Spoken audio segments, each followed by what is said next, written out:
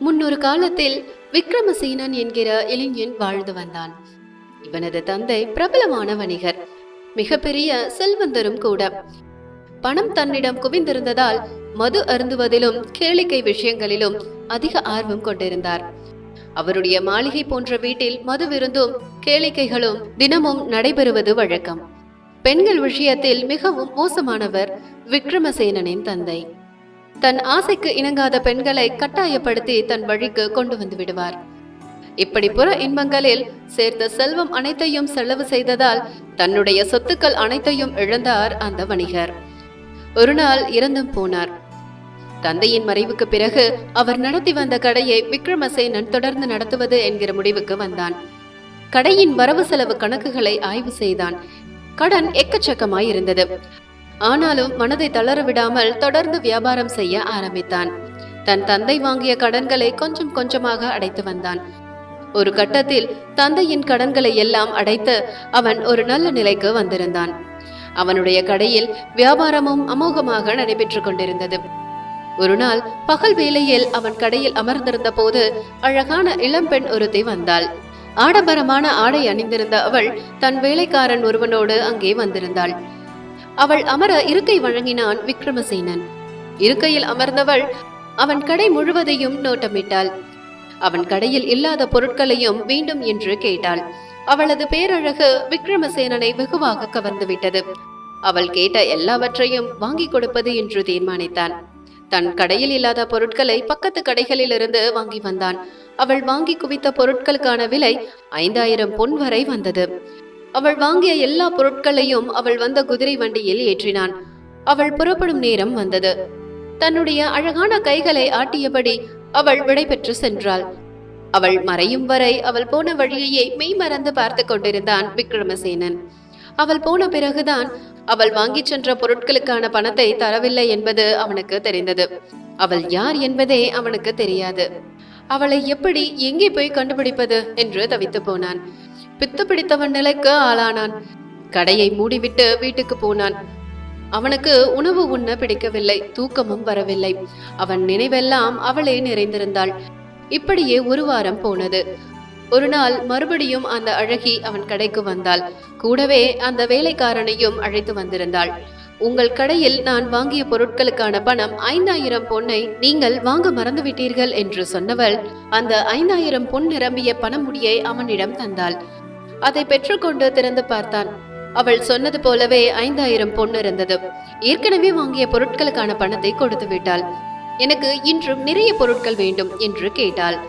அவளை மீண்டும் பார்த்ததிலும் வராதோ என்று நினைத்த பணம் வந்துவிட்ட மகிழ்ச்சியிலும் இருந்த விக்ரமசேனன் அவள் கேட்ட எல்லா பொருட்களையும் மறுபடியும் கொண்டு வந்து குவித்தான். அவன் கடையில் இல்லாத பொருட்களை சென்ற முறை போலவே அக்கம் பக்கத்து கடைகளிலிருந்து மொத்தமாக வாங்கி வந்தான்.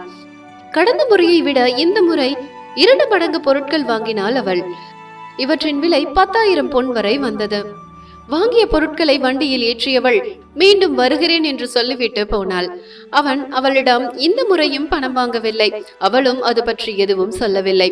இந்த முறையும் அவளை பற்றி அவன் தெரிந்து கொள்ளாமல் விட்டுவிட்டான். அவள் போன பிறகுதான் தன்னுடைய அறியாமையை நினைத்து வருந்தினான். யாரென்றே தெரியாத ஒருத்தியிடம் 10,000 பொன் மதிப்புள்ள பொருட்களை கொடுத்து அனுப்பியிருக்கிறோமே, அவள் மறுபடியும் வந்து அந்த பணத்தை தருவாளா தரமாட்டாளா என்று புலம்பி தவித்தான். 1 மாதம் ஆகிவிட்டது. 10,000 பொன் மதிப்புள்ள பொருட்களை வாங்கி கொண்டு போனவள் அவன் கடை பக்கமே வரவில்லை.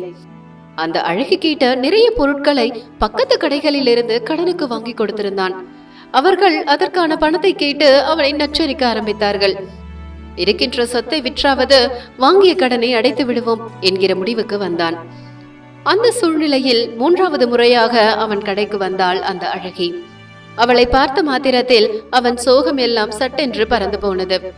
1 மாதத்துக்கு முன்பு அவன் கடையில் வாங்கிய பொருட்களுக்கான விலையான 10,000 பொன்னை அவனிடம் கொடுத்தாள். அவளிடம் இன்றும் பொருட்கள் வேண்டுமா என்று விக்ரமசேனன் கேட்டான். அவள் வேண்டாம் என்று சொன்னாள். பணத்தை தரவே வந்தேன் என்றும் கூறினாள். நீண்ட நேரம் அவனோடு அவள் பேசிக் கொண்டிருந்தாள். விக்ரமசேனனுக்கு அவளை ஏற்கனவே பிடித்து போயிருந்ததால் தன் காதலை மேலோட்டமாக அவளிடம் சொன்னான்.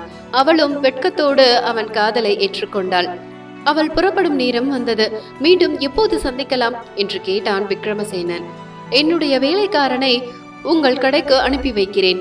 அவன் உங்களை என் இடத்துக்கு அழைத்து வருவான் என்று பதில் சொன்னவள் அவனிடம் பிரியா விடை பெற்று புறப்பட்டாள். சில நாட்களுக்கு பிறகு அந்த அழகியின் வேலைக்காரன் அவன் கடைக்கு வந்தான். அந்த அழகி யார் என்கிற விவரத்தையும் அவன் அவனிடம் சொன்னான். அவள் நம் மன்னருடைய மகாராணியின் சேவை பெண் மாலைமதி என்றும் அவள் அவனை மணந்து கொள்ள விரும்புவதாகவும் சொன்னவன் இன்று இரவு அவனை அங்குள்ள ஆற்றின் கரைக்கு வருமாறு கூறினான். இரவு வந்தது. தன் காதலியை தேடி ஆற்றங்கரைக்கு போனான் விக்ரமசேனன். அவள் வருகையை எதிர்பார்த்து ஆற்றங்கரை மணலில் அமர்ந்திருந்தான். சிறிது நேரத்தில் ஒரு படகு அமைதியாக அவன் அருகில் வந்து நின்றது. படகிலிருந்து இறங்கி வந்த வேலைக்காரன் படகுக்குள் அவனை அழைத்துச் சென்றான். அங்கே அவன் காதலியான அழகி மாலைமதி அமர்ந்திருந்தாள். அவனை கண்டதும் ஓடி வந்து கட்டி அணைத்துக் கொண்டாள். காதலர்கள் இருவரும் நீண்ட நேரம் பேசினார்கள். அப்போதுதான் அந்த படகை உன்னிப்பாக கவனித்தான் விக்ரமசேனன். படகில் ஆங்காங்கே நிறைய பெட்டிகள் இருந்தன. அவற்றில் பெரிய பூட்டுகள் தொங்கின. அதில் ஒரு பெட்டியை திறந்தவள் அதற்குள் விக்ரமசேனனை ஒளிந்து கொள்ளுமாறு சொன்னாள். அவனும் அவள் சொன்னபடியே பெட்டிக்குள் ஒளிந்து கொண்டான். பெட்டியை மூடியவள் அதை பெரிய பூட்டால் பூட்டினாள். படகின் பயணம் தொடர்ந்தது. பெட்டிக்குள் இருந்த விக்ரமசேனனுக்கு ஆற்றின் நீரின் சலசலப்பு நன்றாக கேட்டது. சிறிது நேர பயணத்துக்கு பிறகு அந்த படகு ஆற்றங்கரையோரம் நிறுத்தப்பட்டு படகில் இருந்த பெட்டிகள் எல்லாம் கீழே இறக்கப்பட்டன. விக்ரமசேனன் இருந்த பெட்டியையும் அரண்மனை காவலர்கள் மகாராணியின் அந்த புறத்தை நோக்கி சுமந்து சென்றார்கள். அந்த புற வாசலில் காவலுக்கு இருந்த காவல்காரன் பெட்டிக்குள் என்ன இருக்கிறது, அதை திறந்து காண்பித்தால்தான் உள்ளே கொண்டு செல்ல அனுமதிப்பேன் என்றான். மாலைமதி பயப்படவில்லை. இந்த பெட்டிகள் எல்லாம் நம் மகாராணிக்கானவை. நீ இப்படி தடுத்து நிறுத்தி சோதனை செய்வது அவருக்கு தெரிந்தால் உன் கதி என்ன ஆகும் என்று எனக்கு தெரியாது என்று அவனை மிரட்டினாள். அந்த நேரத்தில் அங்கே மன்னர் வந்து விட்டார். வீரர்களே, அங்கே என்ன நடக்கிறது என்று அவர் கேட்க மாலைமதி சாமர்த்தியமாக பேசினாள். மன்னா, இந்த பெட்டிகளில் எல்லாம் மகாராணியின் ஆடைகள் தான் உள்ளன. வெள்ளாவி வைத்து வெளுக்க கொண்டு செல்லப்பட்ட ஆடைகளை இப்போது மறுபடியும் கொண்டு வருகிறோம் என்றாள். பிறகு ஒவ்வொரு பெட்டியாக திறந்து காண்பித்தாள். அவள் சொன்னது போலவே எல்லா பெட்டிகளிலும் மகாராணியின் ஆடைகள் தான் இருந்தன. விக்ரமசேனன் இருந்த பெட்டி அருகில் அவள் வந்தபோது, மன்னா, இந்த பெட்டியில் நம் மகாராணியின் விசேஷ ஆடைகள் இருக்கின்றன. இவற்றை இப்படி வாசலில் வைத்து திறந்து பார்க்க கூடாது. அந்த புறம் உள்ளே சென்றதும் திறந்து காட்டுகிறேன் என்றாள். மன்னரும் சரி என்று சொல்ல விக்ரமசேனன் இருந்த பெட்டியும் மற்ற பெட்டிகளும் அந்த புறத்துக்குள் கொண்டு செல்லப்பட்டன. பெட்டிக்குள் இருந்த விக்ரமசேனன் நடுங்கிக் கொண்டிருந்தான். பெட்டிகள் அந்த புறத்துக்குள் நுழைந்தன. மன்னரும் அந்த புறம் வந்தார். அங்கிருந்த மகாராணி மன்னரை இன்முகத்தோடு வரவேற்றாள். மன்னரும் மகாராணியும் பேசிக் கொண்டிருக்கும் போது விக்ரமசேனன் இருந்த பெட்டியை திறந்த அவன் காதலி மாலைமதி அவனை அங்கிருந்த இருளில் மறைந்திருக்குமாறு கூறினாள். கன நேரத்தில் பெட்டிக்குள் இருந்து வெளியேறிய அவள் சொன்னபடியே ஓரிடத்தில் ஒளிந்து கொண்டான். மகாராணியோடு பேசிக் கொண்டிருந்த மன்னர் பிறகு அங்கிருந்து வெளியேறிவிட்டார். மன்னர் சென்ற பிறகு விக்ரமசேனனை மகாராணியிடம் அழைத்துச் சென்று அறிமுகம் செய்து வைத்தாள் மாலைமதி. மகாராணி, இவர்தான் என்னுடைய காதலர். இவரை திருமணம் செய்து கொள்ள நீங்கள் அனுமதிக்க வேண்டும் என்றாள். மகாராணியும் அவர்கள் திருமணத்துக்கு சம்மதம் சொன்னாள். அவர்களை ஆசீர்வதிக்கவும் செய்தாள். அவர்கள் 10 நாட்கள் வரை அங்கேயே தங்கி இருக்கவும் உத்தரவிட்டாள். அந்த 10 நாட்களும் பேரின்ப பெருவாழ்வை அனுபவித்தான் விக்ரமசேனன்.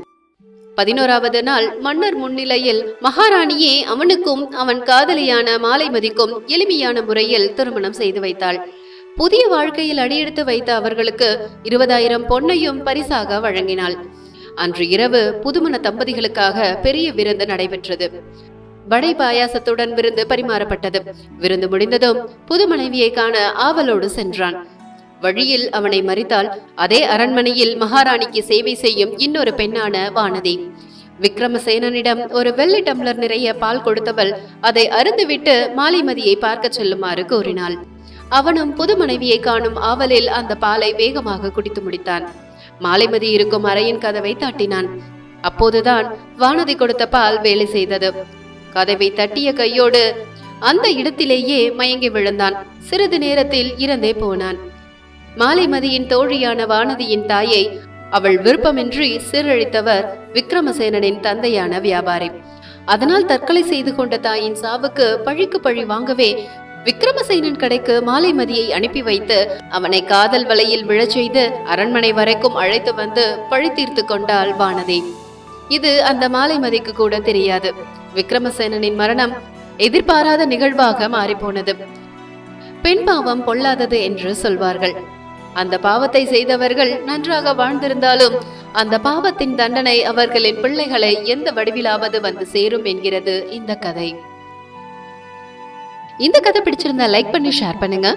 இது போன்ற சுவாரஸ்யமான கதைகளை தொடர்ந்து கேட்க நம்ம சேனலை மறக்காம சப்ஸ்கிரைப் பண்ணிட்டு கூடவே பெல் நோட்டிபிகேஷன் பட்டனையும் ஆன் பண்ணிக்கோங்க. அப்படியே இந்த வீடியோ பத்தின உங்களோட கருத்துக்களை மறக்காம கமெண்ட் பண்ணுங்க. மீண்டும் இன்னொரு கதையோடு சந்திப்போம்.